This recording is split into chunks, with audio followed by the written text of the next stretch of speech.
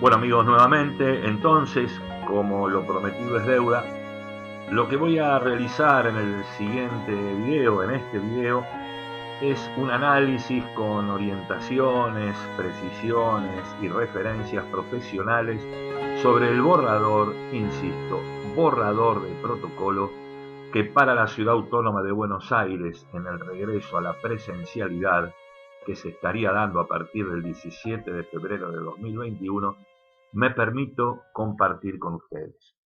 Creo que sin perjuicio de que es, insisto, un borrador, nos va a dar el mismo pautas como para ir teniéndolas en cuenta, como para ir pensándolas en equipo de conducción y como siempre digo también en espera de aquel aporte que las instituciones representativas seguramente van a ir realizando a través de sus canales de comunicación.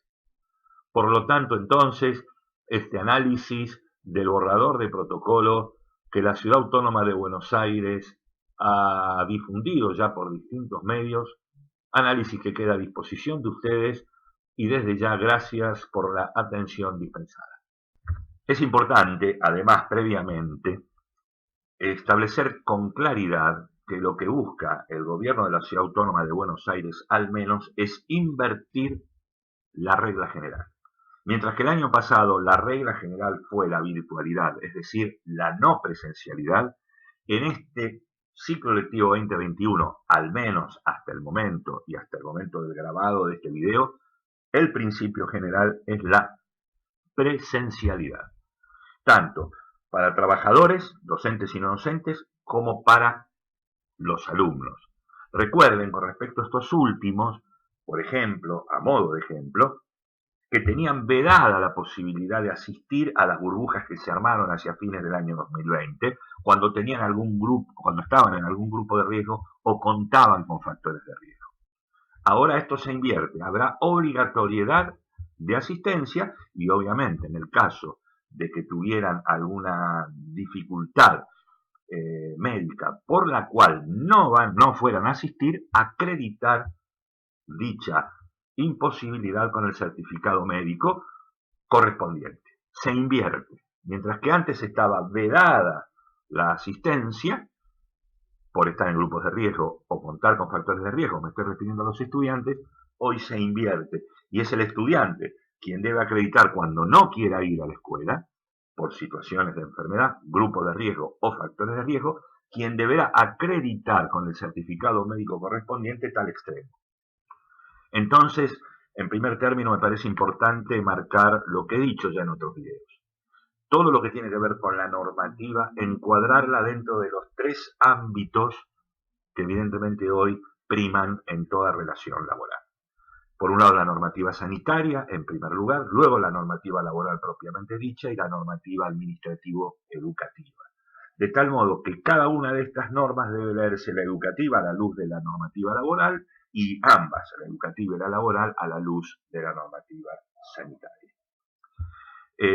¿Qué pasa entonces con las distintas situaciones? Bueno, veamos el tema de los trabajadores, tanto los docentes como los no docentes. Sabemos que es el deseo del gobierno de la Ciudad de Buenos Aires de convocar a todo el personal docente y no docente. Sepamos que el gobierno de la ciudad, cuando habla a través de sus decretos, se está refiriendo a sus trabajadores, es decir, a su personal docente y a sus trabajadores no docentes. Cuidado en el caso nuestro con aquella normativa que deberemos leer, la correspondiente a la Ciudad Autónoma de Buenos Aires, como así también hacerla jugar con la normativa que surja del Poder Ejecutivo de la Nación. Sobre todo, tengamos en cuenta que con respecto al personal extraprogramático y el personal no docente, la Ciudad Autónoma de Buenos Aires no tiene facultad regulatoria alguna y se depende exclusivamente de la normativa nacional. Para el caso de docentes que participan e impartan clases en más de un grupo, burbuja o como se le llame, hay que extremar las restantes medidas de seguridad del protocolo, mayor distanciamiento, evitar la circulación por el aula o por el espacio, entre otras, y el docente deberá promover el cumplimiento de las medidas establecidas en el protocolo de forma constante para que las mismas se transformen en hábitos. ¿Qué pasa con aquellos que estén dispensados de asistir, del deber de asistencia a su lugar de trabajo? En esto debemos estar en un todo, atentos a lo que defina la normativa nacional. Fijémonos que el protocolo de la Ciudad Autónoma de Buenos Aires menciona la normativa nacional. Atención que aquí va a haber tarea para el servicio médico laboral de cada colegio. Puede ocurrir que el docente o el no docente determine que está dentro de los grupos de riesgo o que cuenta con algún factor de riesgo, para lo cual le pediremos la constancia médica. ¿Qué pasa en ese caso de que nosotros queramos saber si esto es real o si es efectivamente así? Bueno, tenemos dos posibilidades. La primera, derivarlo obviamente en primer lugar al servicio médico laboral, que deberán trabajar. Este año deberán estar, salvo que se determinara un aislamiento absoluto, deberán atender con los debidos protocolos, obviamente, a todos los trabajadores. Este servicio médico laboral emitirá evidentemente un dictamen. ¿Qué pasa si hubiera alguna contradicción entre lo que dice el servicio médico laboral y lo que dice la constancia o certificado médico del trabajador? Dos posibilidades: determinar una suerte de junta médica o bien hacer otra interconsulta con otro servicio médico para tener otra voz, para tener otra opinión, o bien directamente receptar el certificado que remita el trabajador. En este sentido, vivimos la realidad. O sea, tenemos gente que realmente sabemos que tiene comorbilidades o problemas evidentemente de salud, que claramente es objetivo y que lo conocemos, por lo cual allí ni sería necesario enviar el servicio médico laboral. Esto se procede o se produce, obviamente, cuando hay alguna duda en lo que el trabajador está planteando. Ya sabemos cuáles son las situaciones de dispensa de asistir al puesto de trabajo, los grupos de riesgo, o bien aquellos que cuenten con factores de riesgo. Remito, en este sentido, a la lectura de la normativa. Son los mayores de 60 años, obesidad mórbida, trabajadores embarazadas, enfermedades respiratorias crónicas, enfermedades cardíacas, inmunodeficiencias, diabetes, insuficiencia renal, en diálisis o con expectativa de ingresar a diálisis, personas obviamente con certificado único de discapacidad y, como decía, personas con obesidad mórbida. En todos los casos, los trabajadores podrán utilizar el transporte público, pero para ello deberán tramitar obviamente el célebre certificado único habilitante para circular, es decir, el CUC. Con respecto entonces a los estudiantes, tal como dijera al principio de este video, todos aquellos que formen parte de alguno de los grupos de riesgo o tengan alguno de los factores de riesgo establecidos por la autoridad sanitaria, o bien conviva con alguna persona que presente una comorbilidad asociada al COVID-19, podrán exceptuarse de asistir de manera presencial al establecimiento educativo. ¿Ven lo que yo les comentaba con anterioridad al iniciar este video? Pasa de estar vedado el acceso a clase, a las burbujas el año pasado, a todos aquellos que tenían estas complicaciones médicas, al deber de asistencia, salvo casos debidamente acreditados. Esto es, certificado médico correspondiente, o bien acreditar la convivencia según el caso. La convivencia precisamente con alguna persona que presente una comorbilidad asociada a la COVID-19. Dice el protocolo que para ese grupo de estudiantes se deberán brindar alternativas remotas para garantizar la continuidad pedagógica. Me imagino que los rectores y los directivos estarán haciendo cruces. Veremos de qué modo podemos instrumentar dicha continuidad pedagógica, exigiéndole además al docente que ya estuvo en un grupo dando clase que asegure precisamente dicha continuidad pedagógica.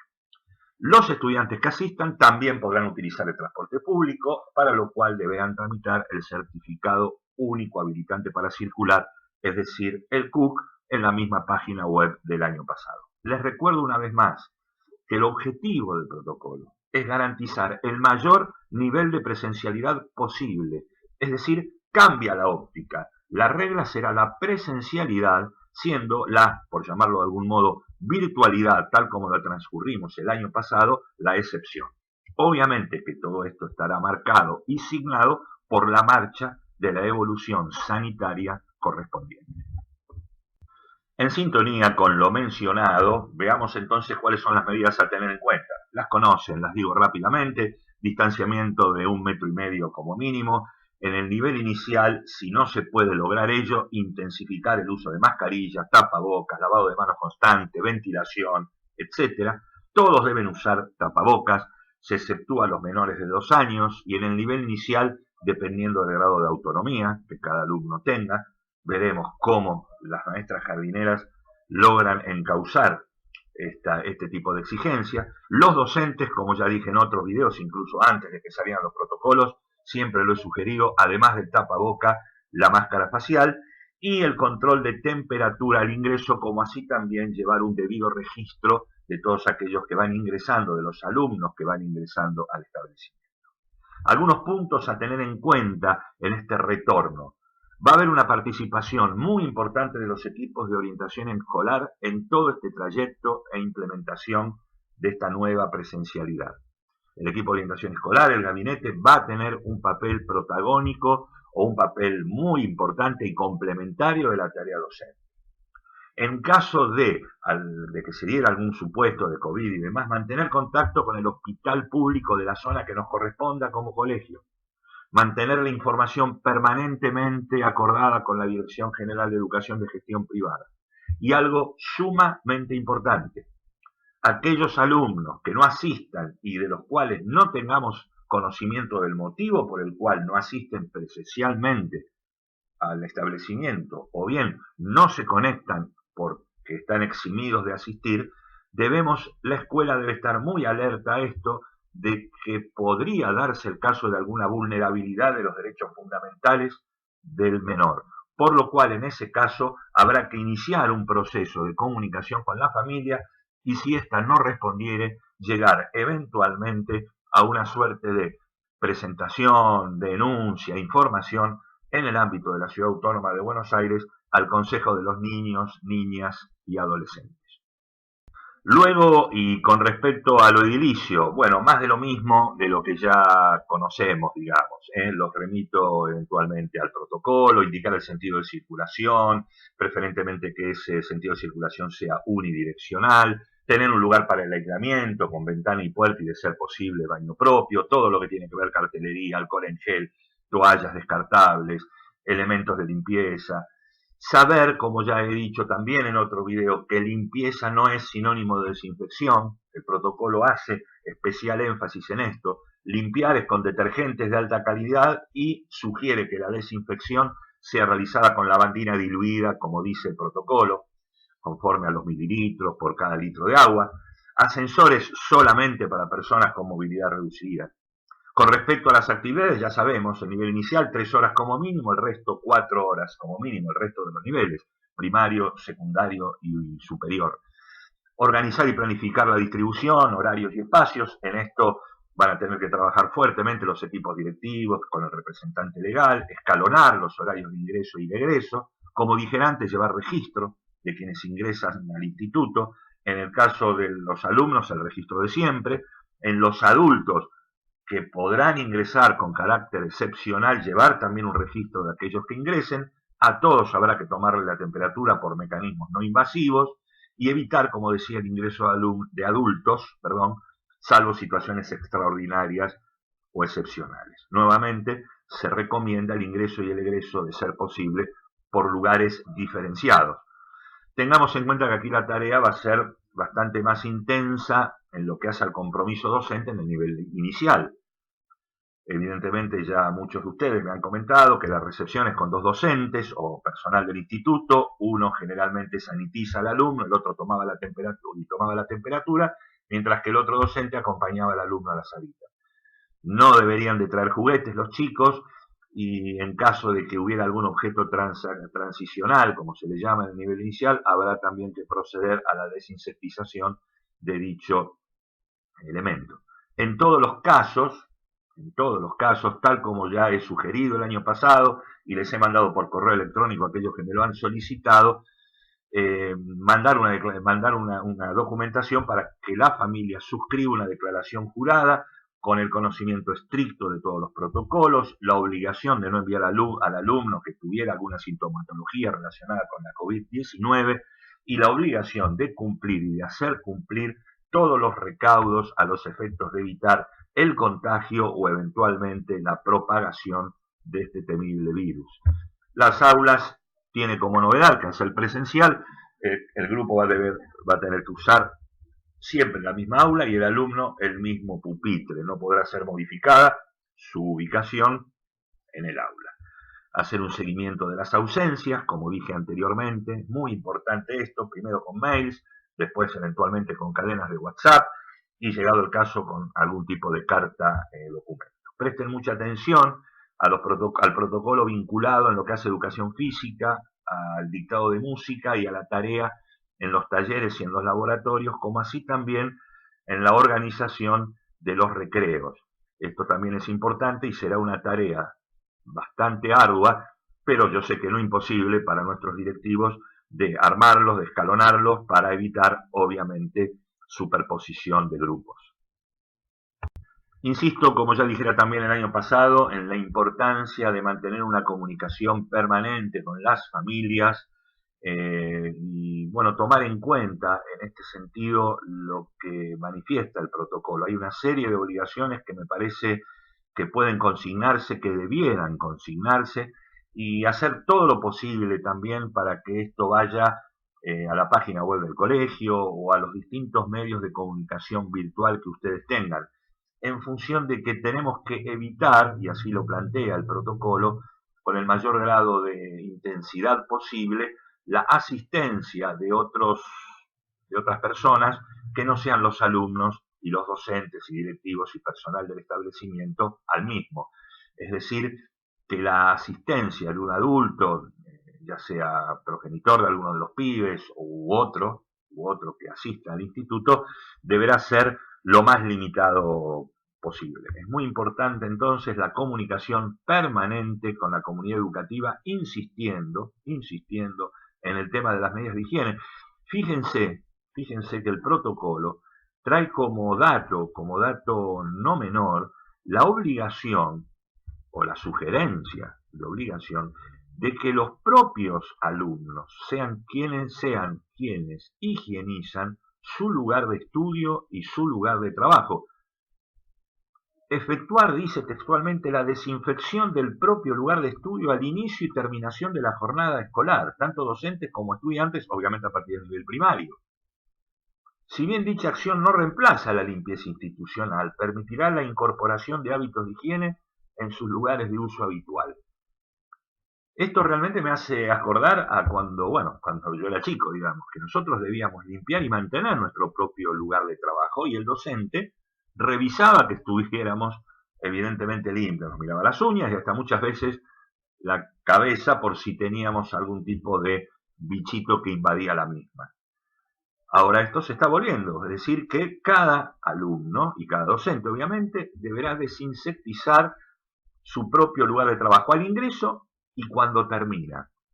Esto es interesante, dice, para generar obviamente hábitos, ¿no? Para generar hábitos. Así que me parece importante remarcarlo, ¿no? Finalmente, ¿qué hacer si se produce un caso sospechoso o confirmado de COVID-19? En general esto sería bastante improbable, o entiendo que bastante improbable, salvo la irresponsabilidad de alguien que asistiera tomándose algún antitérmico para asistir al colegio y que a la hora y media surgiera la fiebre, ¿no?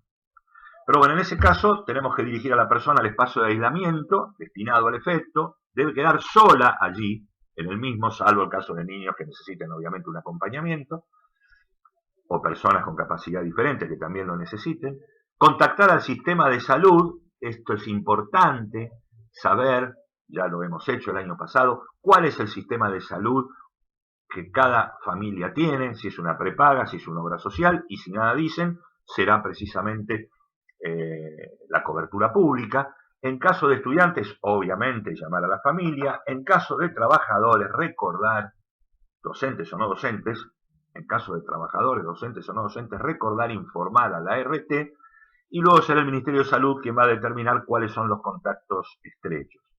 Si el afectado es un docente, como el docente va a estar en varias burbujas, se aislará las burbujas en que el docente hubiera intervenido en las 48 horas anteriores a la confirmación del caso y luego desde ese día por 10 días corridos. Si el afectado es un alumno, va a ser similar. Se aislará solamente 10 días a la burbuja que pertenece y a los docentes que hubieran impartido clase hasta 48 horas antes de confirmarse el caso positivo. La pregunta seguramente va a ser qué pasa si el docente, sobre todo en el secundario, da positivo de COVID en otro colegio, dicta clases en el mío y qué pasa si da positivo de COVID en otro colegio. La aplicación, a mi modo de ver, deberá haber una comunicación muy aceitada entre el docente, la administración, y se procederá del mismo modo. Desde el momento en que tomo conocimiento de tal situación, 48 horas anteriores de confirmar el caso, precisamente aislar a las burbujas y luego desde allí por 10 días corridos. Les recuerdo, repasando un poquito entonces y en síntesis, que va a ser muy, pero muy, muy importante la comunicación permanente con nuestras familias. Recaben a través de los mecanismos virtuales, es decir, enviando PDFs autocompletables o archivos de Word para que lo completen, la mayor cantidad de datos posibles a los efectos de poder mantener de manera virtual, porque así va a ser la comunicación con nuestras familias, la mayor comunicación posible con cada una de ellas. Quiero decir, tener claramente cuál es el correo electrónico de cada familia, cuáles son los celulares de cada familia, celular 1, celular alternativo, teléfono de línea también de ser posible. Sé que desde este lugar siempre he promovido y sugerido la limitación del uso del WhatsApp y de las cadenas de WhatsApp y demás. En este sentido, por la situación excepcional, por la situación extraordinaria que estamos atravesando, sugiero tratar de incorporar estas cadenas de WhatsApp, obviamente, verá cada colegio de qué modo, obviamente en la cual solamente el administrador pueda mandar mensajes y que solamente sea para comunicaciones desde el instituto para con los padres. Creo que en este sentido es importante en esto, mantener que no sea un lugar de diálogo a través del WhatsApp, que no sea un lugar donde la mamá o el papá se quejan de una determinada situación, sino que sea un ámbito exclusivamente de comunicación unidireccional del colegio para con la familia. Si hay que reunirse con una familia en particular, si se puede hacer con el distanciamiento y presencialmente, enhorabuena.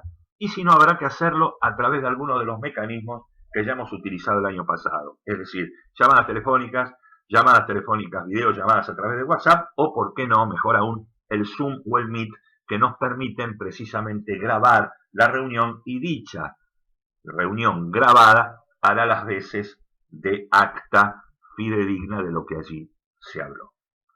En síntesis también, con respecto al tema de los trabajadores, recordar grupos de riesgo o factores de riesgo no deberán asistir personas mayores de 60 años, bueno, todo lo que me he referido anteriormente, y habrá que requerir a cada uno precisamente su constancia o su certificado médico. Recuerdo también que la regla general pasa a ser la presencialidad para los alumnos, por lo cual aquel que no pueda asistir deberá acreditar el motivo, generalmente un motivo médico, ya sea propio o de algún familiar con quien convive, certificado o constancia médica que obviamente deberá quedar archivado debidamente en los registros del establecimiento. Reconozco que el video ha sido evidentemente extenso, pero creo que ameritaba en detalle el análisis de este borrador de protocolo que la Ciudad Autónoma de Buenos Aires ha propuesto. Deberemos estar a las resultas de las novedades que efectivamente transformen este borrador en un documento oficial y de ese modo, implementar todos los recaudos y en cumplimiento, precisamente en cumplimiento de lo que ese protocolo disponga. Sé y soy consciente plenamente de que nuestros institutos, al menos los que recorro habitualmente, que no son pocos, tienen una enorme conciencia sanitaria y una enorme conciencia de defensa y de protección de la salud de cada trabajador, como así también de los estudiantes y de las familias. De esto no me cabe la menor duda. Pero bueno, este tipo de protocolos e insistencias y reglas nos llevan simplemente a profundizar lo que ya veníamos haciendo o, cuando no, profundizar, hacer visible lo que normal y habitualmente venimos haciendo, teniendo en cuenta esta situación de emergencia, de triste emergencia sanitaria que esperemos que termine prontamente.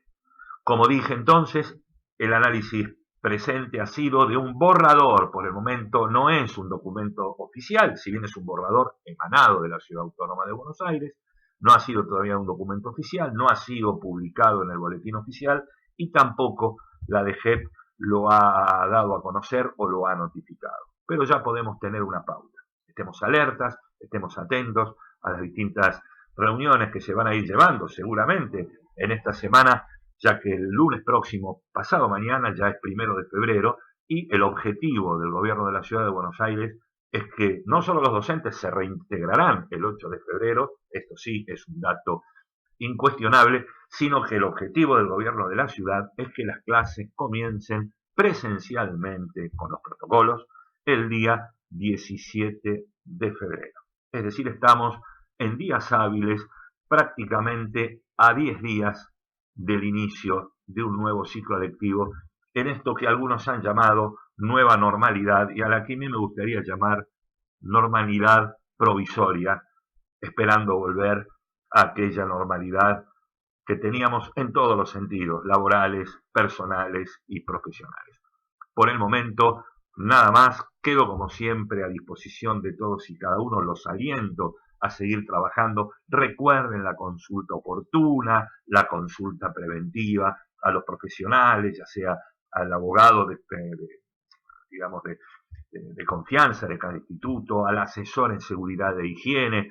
Es decir, estos videos, como digo, sirvan como un disparador, como un espacio libre y gratuito de capacitación que, si despierta esa inquietud y se ayuda, aunque sea en ese sentido y con ese objetivo, me daré más que satisfecho. Les mando un saludo enorme y nuevamente mis mejores deseos para este inicio del ciclo lectivo 2021. Muchísimas gracias por la atención dispensada.